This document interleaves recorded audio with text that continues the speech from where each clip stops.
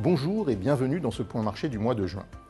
Au cours du mois de mai, les actions ont atteint de nouveaux sommets. Il est vrai que les anticipations de baisse de taux des banques centrales continuent de nourrir l'appétit des investisseurs.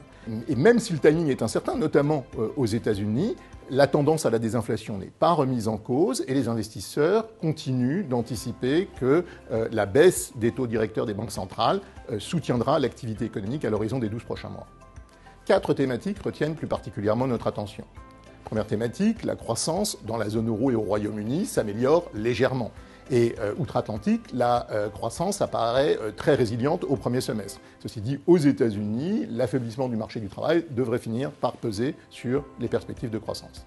Deuxième thématique, les politiques monétaires. Le ralentissement de l'inflation devrait permettre à la Banque centrale européenne de baisser ses taux d'intérêt dès le 6 juin, ce qui est déjà pleinement anticipé. En revanche, le timing est beaucoup plus incertain du côté des États-Unis. Ce n'est que lorsque l'inflation se repliera plus nettement et que la croissance ralentira que la Réserve fédérale sera disposée à commencer à réduire ses taux directeurs. Troisième thématique, les valorisations des entreprises.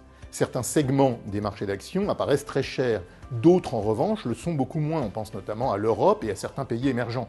Les investisseurs pourraient retrouver de l'intérêt pour ces économies, d'autant que les bénéfices des entreprises dans certains de ces pays apparaissent très conséquents. Quatrième thématique, les tensions géopolitiques. La volatilité qui est très faible pourrait très vite rebondir en cas de dégradation de la situation, notamment au Moyen-Orient. Et dans un autre registre, la compétition entre les États-Unis et la Chine va certainement se poursuivre. L'Europe cherchera vraisemblablement à ne pas prendre position compte tenu de l'importance de ces deux puissances dans son commerce. Merci de votre attention et rendez-vous à notre prochain point marché.